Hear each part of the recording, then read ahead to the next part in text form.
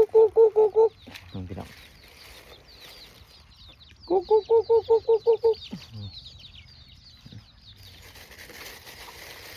กุ๊กกุ๊กกุ๊กกุ๊กกุ๊กกุ๊กกุ๊กกุ๊ก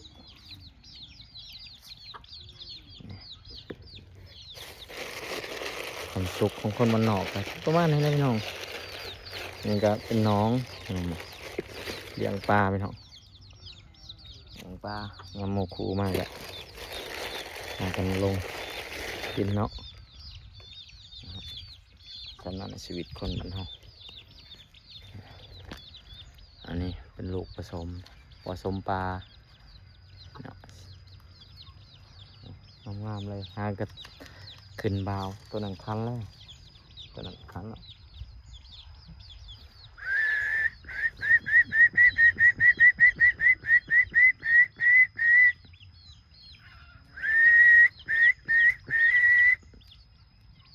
กุ๊กกุ๊กกุ๊กกุ๊กกุ๊กกุ๊กกุ๊กอ่ะอยากรักในนั้นนะเนาะเพราะว่าเลือดปลาเพิ่นยังมีอะเนาะเลือดปลาเพิ่นหลายอยู่สุดนี่ไก่ตอโดยเฉพาะตัวนี้แม่ตอพอตอแล้วชุดนี้เอาไว้ต่อฤดูผ่านมาจะรู้มาจะได้สิต่อเนาะปีนี้แหละเดือนเก่าเดือน10จะหน่อยสิต่ออันนี้ก็แทงน้ำปล่อยเขาเพื่อนบ้านสวนเขาเนาะตัวนี้น่าจะเป็นตัวเมียนี่กุ๊กกุ๊กกุ๊กกุ๊กกุ๊กสามแม่น้องนะคนละพอได้ไอ้แม่พอเดียวคนละแม่กันคนละแม่เนาะลูกไฟหน่อยเนาะลูกไฟหน่อยมันนี่ตัวนี้ก็ลูกไฟหน่อยตัวแหลนไปนี่ตัวนี้ก็แม่เนาะเอามานำลาวประมาณปีนี้แหละเนาะเอาของเรามาเลี้ยงเนาะเบิ่งแบบเบิ่งยังของเรามันโอเคนะ เบิ่งคลิปเบิ่งหยังของเรามันโอเคเราต่ออ่ะตัวนั้นเป็นตัวเมียอ่ะอ่ะตัวนี้เป็นตัวข้างในนี่อ่ะหางบานเลยเอาไว้ต่อพิซิมาเนี่ยเนาะผู้ใดสนใจลูกไก่กะถักมาเนาะขอมันมานอยู่ขอมันขอมันปล่อยให้เขาเลยเนาะมานลาเขาขอก็เลยปล่อยออกพิซิมารุ่นลูกมันเนาะว่าซิมานบอกเดี๋ยวก็ชุมลูกให้หน่อยเนาะว่าซิมานบอกกุ๊กกุ๊กกุ๊กกุ๊กกุ๊กกุ๊กกุ๊กก็มีอีกหลายแม่ตัวนั้น F1 ผสมกันกับลูกไปหน่อย F1 แม่ลูกไปหน่อยแต่ตัวผู้อะ F1 เนาะผสมกันมุงคอยไปสิบรรยากาศก็สิประมาณนี้เนาะอยู่สวนสิไคสวนอันน้องปลานะเนาะทำแท่งอันนี้ก็เห็ดเหล่าไก่ขอรถขอไก่คือกัน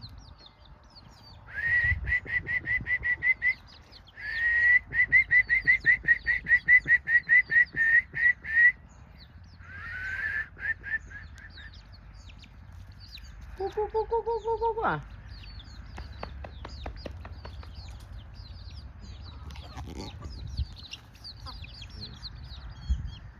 ส่งได้อีกแบบนึง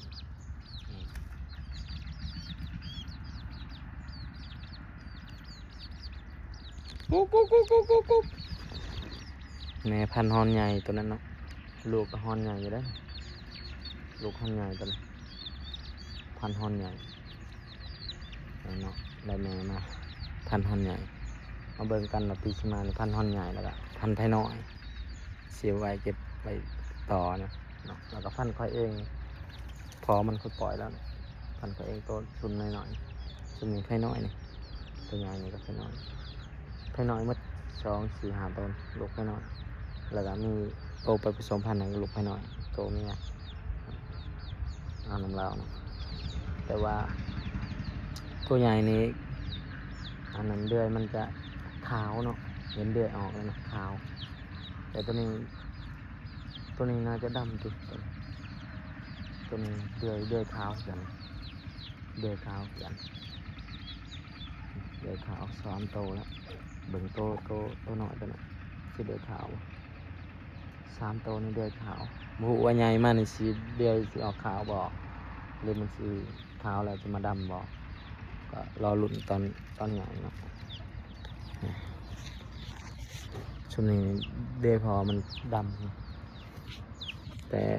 พอไปหน่อยเพิ่นว่าเจ้าของผู้เลี้ยงไปหน่อยนะเพิ่นว่าเดือยขาวเราจะขาวไปเลยเนาะเป็นขาว2 โตตัวน้อยทำผู้ว่าสีขาวหรือบ่เดือยแต่ว่าแข็งงามไปหน่อยแข็งงามทรงได้ยี่บ่นะเบิ่งคือสิโอเคอยู่เนาะตัวนี้มันออกสีเหลืองแข็งตัวนี้ออกดำ2 ตัวนี้ออกดำหมดเลยส่วนตัวใหญ่ออกสีเหลืองแต่เบิ่งรูปหางพอไปหน่อยก็ออกเหลืองแข็งแต่ตอนนี้ยังบ่เห็นยังบ่ได้เบิ่งมันเนาะอันนั้นสายฮอนใหญ่ตอนกุ๊กกุ๊กกุ๊กกุ๊กกุ๊กกุ๊กกุ๊กเอามาแรกๆนี่นอนไปใหม่บุญเนาะนอนอยู่ไปใหม่ขาดตอนนั้นเลี้ยงลูกน้ำแม่เลยตอนนั้น2 ตัวเห็นปะไปน้ำแม่ยังไปน้ำแม่เลี้ยงน้องเนาะเลี้ยงน้องฮอนใหญ่ยังตัวเดียวนะฮอนใหญ่เราลุ้นนำกันว่าจะเป็นแนวฮอนใหญ่เลยบอกเนาะตอนนี้เริ่มขุ่นแล้วนี่ตอนเอามาใหม่ๆบกขุ่นเลยเดือยตัวนี้ก็ออกขาวๆกันขาวหมดเนาะเดือยขาวหมดโอ้โหอันใหญ่ลำสีดำบอกตัวนี้เห็นออกมาเลยสีขาวกันออกมาแล้วสีขาวโอ้โหใหญ่มากแล้วสีขาวบอกเนาะ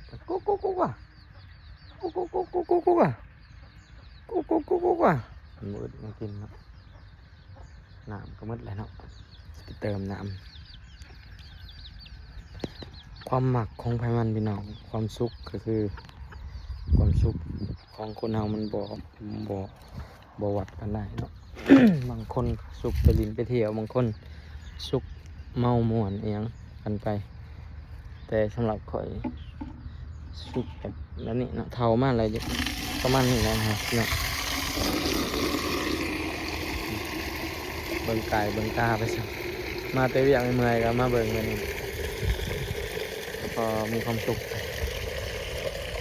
เห็นป่ะเอายางออกมันก็ขาวไปฮะความมันยังแหเนาะมันยังมีเลือดป่าอยู่เนาะยังแหแต่ว่า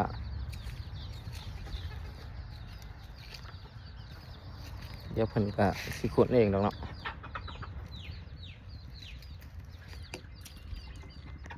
อันนี้คือเติมน้ำให้ก่อนน้ำกินครับ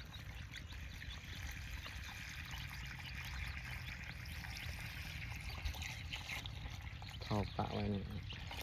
ปิด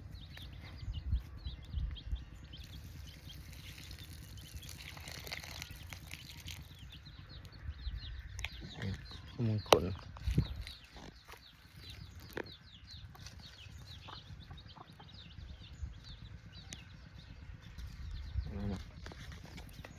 ผู้ใดสนใจลูกไก่ต่อกะไก่ต่อไก่ตั้งกะหากมาเนาะความมานกะสิมีประกันให้อยู่เนาะมานเนาะเพราะว่าค่อยกำลังตีว่าพอมันมานเนาะค่อยได้มากับลายโตแต่ผมเนาะได้เสลยมาลายโตจับเป็นจับตายเนาะได้มาลายอยู่แต่ชายห้อนใหญ่แต่ว่าพอนี่อาจจะเป็นซีซานี่ลูกซีซาเลยนี่ชุดลูกซีซาชุดถ้าชุดก่อนนี่โบแมนลูกซีซาชุดก่อนนี่อีกพอตัวนั้นพอตัวเคยบอกว่ามันมานะแล้วก็ตัวนี้มันเป็นไก่แม่ตัวนี้มันเป็นชายห้อนใหญ่เนาะไก่แม่ตัวนี้ ส่วนพอเนี่ยสาฮอนกับธรรมดาฮอนกับแหลกปกฮอนใหญ่ปกมันแต่ว่าบ่ถึงกับใหญ่แต่ว่าแม่มันนี่สายฮอนใหญ่ เอามาจากเขาเนาะข่อยขอน้ำเพิ่นสามแม่ผักอยู่นี่ผักอยู่ในตัวหนึ่งผักอยู่ในตัวหนึ่งนี่แหละผักอยู่ในตัวนี้ครับตัวหนึ่งส่วนF1เนาะใส่เลือดปลาหลายนี่มีกุ๊กเนาะใส่เลือดปลาหลายขนาดนี้เนื้อมันไข่